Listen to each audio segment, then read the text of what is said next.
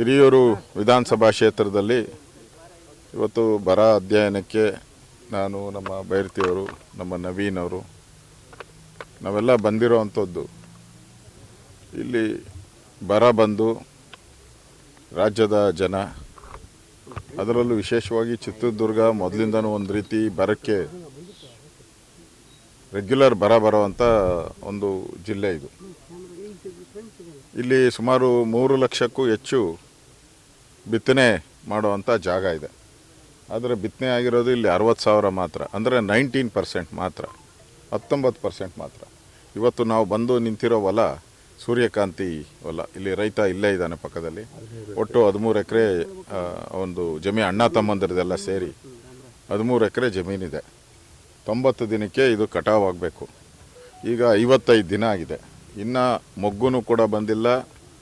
ಕಳೆದ 1.5-2 ತಿಂಗಳಿಂದನೂ ಕೂಡ ಮಳೆನೂ ಕೂಡ ಬಂದಿಲ್ಲ. ಪ್ರಾರಂಭದ ಮಳೆಯಲ್ಲಿ ಬಿತ್ತನೆ ಮಾಡಿದ್ದಾರೆ. ಈಗ ಪೂರ್ತಿ ಇನ್ನು ಮಳೆ ಬಂದರೂ ಬೆಳೆ ಇಲ್ಲ, ಬರೆದಿದ್ರೂ ಬೆಳೆ ಇಲ್ಲ, ಆ ಪರಿಸ್ಥಿತಿ. ನಾನು ಕೇಳಿದೆ ರೈತರನ್ನ, ಇವಾಗೇನೋ ಮಳೆ ಬಂದರೆ ಇಲ್ಲ, ಇನ್ನು ಮಳೆ ಬಂದ್ರೂ ಕೂಡ ಇನ್ನು ಹೂ ಬರೋಕ್ಕಾಗಲ್ಲ, ಕಾಯಿನೂ ಬಿಡೋಕ್ಕಾಗಲ್ಲ, ಪೂರ್ತಿ ಹೊರಟೋಗಿದೆ ಅಂತ. ಅಂದರೆ ಪೂರ್ತಿ ಜಮೀನು ಇಲ್ಲಿರೋವಂಥದ್ದು ಎಲ್ಲನೂ ಆಲ್ಮೋಸ್ಟ್ ಆಲ್ ಸೂರ್ಯಕಾಂತಿ ಬೆಳೆದಿರೋವಂಥದ್ದೇ. ಎಲ್ಲ ಕಡೆನೂ ಸೂರ್ಯಕಾಂತಿ ಬೆಳೆದಿರೋವಂಥದ್ದು. ಅದಲ್ದಿರ ಜೋಳ, ಬೇರೆ ಬೇರೆ ಕಡೆ ಜೋಳ ಇದೆ, ಇವೆಲ್ಲ ಶೇಂಗಾ, ಈ ಥರದ್ದೆಲ್ಲ ಬೆಳೀತಾರೆ. ಈ ಸೂರ್ಯಕಾಂತಿ ಅಂತೂ ಹೊರಟೋಗಿದೆ. ಅಂದರೆ ಇವತ್ತು ರೈತರು ಒಂದು ರೀತಿ ಕಂಗಾಲಾಗಿರುವಂಥದ್ದು. ಅಲ್ಲಿ ರೈತ ಹೇಳ್ತಾ ಇದ್ದ, ನಮಗೆ ಇಲ್ಲೇ ಇದರ ಪಕ್ಕದಲ್ಲಿ ಹೇಳ್ತಾ ಇದ್ದ ನಮಗೆ ಇನ್ನು ಇದರಲ್ಲಿ ನಾನು ಹೊಲದ ಕಡೆ ಬಂದೇ ಇಲ್ಲ, ಇವತ್ತೇ ನಾನು ಬಂದಿರೋದು ಅಂತ. ಹೊಲದ ಕಡೆ ಬಂದು ನೋಡಿದ್ರೆ ನಾನು ನೋವಾಗ್ತೈತೆ, ಕಣ್ಣೀರು ಬರ್ತೈತೆ. ಅದಕ್ಕೆ ನಾನು 1 ತಿಂಗಳಾಯಿತು ಈ ಕಡೆ ಬಂದೇ ಇಲ್ಲ. ಮಳೆನೂ ಬರ್ತಾ ಇಲ್ಲ, ನಾನು ಬರಲಿಲ್ಲ. ಇನ್ನು ಬಂದ್ರೂ ಒಂದೇ, ಹೋದ್ರೂ ಒಂದೇ. ಇದನ್ನು ಏನು ಮಾಡೋಕ್ಕೂ ಆಗಲ್ಲ. ಆ ಪರಿಸ್ಥಿತಿ ಇವತ್ತು ನಾವು ನೋಡ್ತಾ ಇದ್ದೀರಿ ಚಿತ್ರದುರ್ಗ ಜಿಲ್ಲೆಯಲ್ಲಿ, ಇಡೀ ರಾಜ್ಯದಲ್ಲಿ. ಅದರಿಂದ ನಾನು ಈಗ ನಮ್ಮ ಅಧಿಕಾರಿಗಳು ಎಲ್ಲ ಬಂದಿದ್ದಾರೆ. ಅಧಿಕಾರಿಗಳೆಲ್ಲ ಅಗ್ರಿಕಲ್ಚರು, ಹಾರ್ಟಿಕಲ್ಚರ್ ಡಿಪಾರ್ಟ್ಮೆಂಟ್ ಅವರೆಲ್ಲ ಬಂದಿದ್ದಾರೆ, ತಹಸೀಲ್ದಾರ್ ಎಲ್ಲ ಬಂದಿದ್ದಾರೆ. ನಾನು ಹೇಳಿದೆ, ಯಾವ ರೈತನಿಗೂ ಅನ್ಯಾಯ ಆಗಬಾರ್ದು, ಎಲ್ಲ ಕಡೆ ಹೋಗಬೇಕು. ಇನ್ನೂ ಕೇಳಿದೆ ರೈತರನ್ನ, ಯಾರು ಬಂದು ಅಧಿಕಾರಿಗಳು ಬಂದು ಇನ್ನೂ ಯಾರೂ ಸಮೀಕ್ಷೆನೇ ಮಾಡಿಲ್ಲಂತೆ, ನೋಡೂ ಇಲ್ಲ, ಬಂದು ಈ ಕಡೆ ಮುಖನೂ ಮಾಡಿಲ್ಲ. ಎಲ್ಲೋ ಆಫೀಸಲ್ಲಿ ಕೂತ್ಕೊಂಡು ವರದಿ ಮಾಡ್ತಾಯಿದ್ದಾರೆ. ಇದರಿಂದ ಭಾಳಷ್ಟು ರೈತರು ಬಿಟ್ಟೋಗೋ ಸಂದರ್ಭ ಜಾಸ್ತಿ ಇದೆ.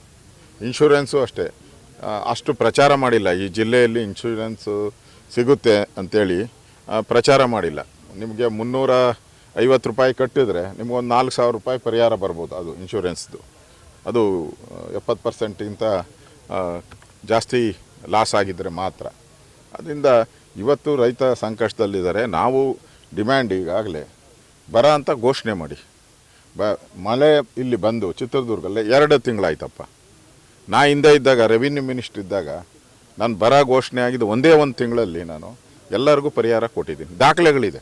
ನಾನು ಎಷ್ಟು 4 ಇರಪ್ಪ ಅವನ್ಯಾರು ಇರೋ ನಾನಿದ್ದಂಥ 4 ವರ್ಷವೂ ಕೂಡ ಬರ ಪರಿಹಾರದ ಹಣವನ್ನು ಮೊದಲೆಲ್ಲ 9 ತಿಂಗಳು 11 ತಿಂಗಳು ತೊಗೊತಾಯಿದ್ರು. ನಾನು ಬಂದಾಗ 1 ತಿಂಗಳು 2 ತಿಂಗಳಲ್ಲಿ ಎಲ್ಲ ಹಣವನ್ನು ಕೊಟ್ಟಿದ್ದೀನಿ. ನಾನು ಸರ್ಕಾರಕ್ಕೂ ಅದೇ ಆಗ್ರಹ ಮಾಡ್ತಾಯಿದ್ದೀನಿ. ಕೇಂದ್ರ ಸರ್ಕಾರ ಅಂತೇಳಿ ಗೂಬೆ ಕೂಸಕ್ಕೆ ಹೋಗಬೇಡಿ. ನಾನು ಯಾವತ್ತೂ ಕೂಡ ಕೇಂದ್ರ ಸರ್ಕಾರದ ಮೇಲೆ ಒಂದಿನೂ ಹೇಳೇ ಇಲ್ಲ. ನಾನು ರೆವಿನ್ಯೂ ಮಿನಿಸ್ಟ್ರಾಗಿ ನಮ್ಮ ಖಜಾನೆಯಲ್ಲಿ ಹಣ ಇತ್ತು, ನಾವೆಲ್ಲರಿಗೂ ಕೊಟ್ಬಿಟ್ರಿ ರೈತರಿಗೆ. ನ್ಯಾಚುರಲ್ಲ ಕೇಂದ್ರ ಸರ್ಕಾರ ಅವ್ರ ತಂಡ ಬರಬೇಕು, ಸಮೀಕ್ಷೆ ಮಾಡಬೇಕು, ಅದಾದಮೇಲೆ ಅವ್ರು ಬಂದೇ ಬರ್ತದೆ. ನ್ಯಾಚುರಲ್ ನಿಮ್ಮ ಅಕೌಂಟಿಗೆ ಸೇರ್ತದೆ. ಹಣ ಫಸ್ಟ್ ಬಿಡುಗಡೆ ಮಾಡೋದು ರಾಜ್ಯ ಸರ್ಕಾರ ಮಾಡಬೇಕು. ಅದರಲ್ಲಿ ಮೀನಾವೇಶ ಎಣಿಸ್ತಾ ಇದೆ. ಇಲ್ಲಿ ನೋಡಿ, ಯಾರಾದರೂ ಜಿಲ್ಲಾ ಮಂತ್ರಿಗಳು, ಮುಖ್ಯಮಂತ್ರಿನೂ ಅಷ್ಟೇ, ಕಾಟಾಚಾರಕ್ಕೆ ಒಂದು ಕಡೆ ಬಂದ್ಬಿಟ್ಟು ಹೊರಟೋದ್ರು. ನಾನು ಈ ಬರ ಸಂಬಂಧಪಟ್ಟಂತೆ 15 ದಿನದಿಂದನೇ ನಾನು ಕಾವೇರಿ KRSಗೆ ಹೋಗಿದ್ದೆ. ಮಂಡ್ಯ ಜಿಲ್ಲೆಯಲ್ಲಿ ಕಬ್ಬು ಒಣಗಿರೋ ಕಡೆ ಹೋಗಿದ್ದೆ. ನಾನು 15 ದಿನದಿಂದನೇ ನಾನು ಪ್ರವಾಸ ಮಾಡ್ತಾಯಿದ್ದೀನಿ. ಇದು 2ನೇ ಕಂತಲ್ಲಿ ನಾನು ಪ್ರವಾಸ ಮಾಡ್ತಾ ಇರೋದು. ಅಂದರೆ ರೈತರ ಸಂಕಷ್ಟದಲ್ಲಿರೋವಾಗ ನೀವು ಮಂತ್ರಿಮಂಡಲ ಮುಖ್ಯನೋ, ರೈತರ ಸಂಕಷ್ಟ ಮುಖ್ಯನೋ? ನೀವು ಮಂತ್ರಿ ಮಾಡೋದು ಒಂದು 4 ದಿನ ನಿಧಾನ ಆದರೂ ಸರಿ, ಈ ರೈತರ ಸಂಕಷ್ಟಕ್ಕೆ ಸ್ಪಂದನೆ ಮಾಡಬೇಕಾಯಿತು. ಆದರೆ ನೀವು ಅದನ್ನು ಬಿಟ್ಬಿಟ್ಟು ನಿಮ್ಮ ಅಧಿಕಾರದ ಲಾಲಾಸೆಗೋಸ್ಕರ, ಅಧಿಕಾರ ಕಬಳಿಕೆ ಮಾಡೋಕ್ಕೋಸ್ಕರ, ಲೂಟಿ ಹೊಡೆಯೋದಕ್ಕೋಸ್ಕರ ಇವತ್ತು ರೈತರ ಕಡೆ ನೋಡ್ತಾನೆ ಇಲ್ಲ, ಪ್ರವಾಸ ಮಾಡ್ತಾ ಇಲ್ಲ. ಮಾತತ್ರ ದಿನನಿತ್ಯ ದೆಹಲಿ. ಇದುವರೆಗೂ ಮುಖ್ಯಮಂತ್ರಿಗಳು 3 ಬಾರಿ ದೆಹಲಿ ಯಾತ್ರೆ ಆಯಿತು. ಅಲ್ಲಿ ಹೋಗಿ ಕಾಕ್ರೋಚ್ ಪಾರ್ಟಿ ಜೊತೆ ಬೆಳಗ್ಗೆಯಿಂದ ಸಂಜೆವರೆಗೂ ಕೂತ್ಕೊಂಡು ಪ್ರತಿಭಟನೆ ಮಾಡೋಕ್ಕಾಗ್ತದೆ. ಇಲ್ಲಿ ರೈತರು ಹೊಲಗಳಿಗೆ ಬಂದು ಕೂತ್ಕೊಂಡು ರೈತರ ಸಂಕಷ್ಟ ಕೇಳೋಕ್ಕೆ ನಿಮ್ಗೆ ಯೋಗ್ಯತೆ ಇಲ್ಲ ಅಂದರೆ ಈ ಸರ್ಕಾರ ಬದುಕಿದೆಯಾ ಸತ್ತಿದೆಯಾ ಅಂತ ಜನ ಕೇಳ್ತಾ ಇದ್ದಾರೆ. ಅದಕ್ಕೋಸ್ಕರ ನಾವು ತಂಡವಾಗಿ ನಾನು ಬೈರ್ತಿಯವರೆಲ್ಲರೂ ಕೂಡ ಬಂದಿರೋವಂಥದ್ದು ನ್ಯಾಯ ಸಿಗಬೇಕು. ನ್ಯಾಯ ಸಿಗೋಕ್ಕೆ ನಾವು ಹೋರಾಟ ಮಾಡ್ತೀರಿ. ಈಗಾಗಲೇ ಇಡೀ ರಾಜ್ಯಾದ್ಯಂತ BJPಯ ಎಲ್ಲ ನಮ್ಮ ಪ್ರಮುಖ ನಾಯಕರು ಕೂಡ ಈಗಾಗಲೇ ಎಲ್ಲ ಕಡೆ ಬರ ಅಧ್ಯಯನಕ್ಕೆ ಹೋಗಿದ್ದಾರೆ. ಆ ವರದಿಯನ್ನು ನಾನು ತೊಗೊಳ್ತೀನಿ. ವಿಧಾನಸಭಾ ಅಧಿವೇಶನ ಏನು ಶುರುವಾಗ್ತೈತೆ 13ನೇ ತಾರೀಕು, ಅದರಲ್ಲಿ ಮೊದಲ ವಿಚಾರವಾಗಿ ಈ ಬರದ ವಿಚಾರನೇ ಮೊದಲ ಆದ್ಯತೆಯಾಗಿ ನಾವು ತೆಗೆದುಕೊಂಡು ರೈತರಿಗೆ ನ್ಯಾಯ ಕೊಡಿಸ್ತೀರಿ. ಅದರಿಂದ ರೈತರು ಯಾರೂ ಪಾಪ ಈ ಸರ್ಕಾರ ಬಂದ ಮೇಲೆ ಭಾಳ ಆತ್ಮಹತ್ಯೆಗಳು ಜಾಸ್ತಿ ಆಗ್ತಾಯಿದೆ. ಸುಮಾರು 3,000ಕ್ಕೂ ಹೆಚ್ಚು, ಈ ಸರ್ಕಾರ ಬಂದ ಮೇಲೆ 3,000ಕ್ಕೂ ಹೆಚ್ಚು ಆತ್ಮಹತ್ಯೆಗಳಾಗ್ತಾಯಿದೆ. ಅದಕ್ಕೆ ರೈತರು ಯಾರೂ ಕೂಡ ಕಂಗೆಡೋದು ಬೇಡ. ನಿಮ್ಮ ಜೊತೆ ನಾವಿದ್ದೀರಿ. ಸರ್ಕಾರದಿಂದ ಏನೇನು ಬರಬೇಕೋ ಅದೆಲ್ಲ ಹಣವನ್ನು ನಾವು ಕೊಡಿಸ್ತೀರಿ. ವಿಧಾನಸಭೆಯಲ್ಲೂ ಕೂಡ ಇದನ್ನು ಧ್ವನಿ ಎತ್ತಿ ಸರ್ಕಾರಕ್ಕೆ ಕಿವಿ ಹಿಂಡಿ ಬೇಗ ಹಣ ಬಿಡುಗಡೆ ಮಾಡುವಂಥದ್ದಕ್ಕೆ ಕ್ರಮಗಳನ್ನು ಕೊಡ್ತೀರಿ.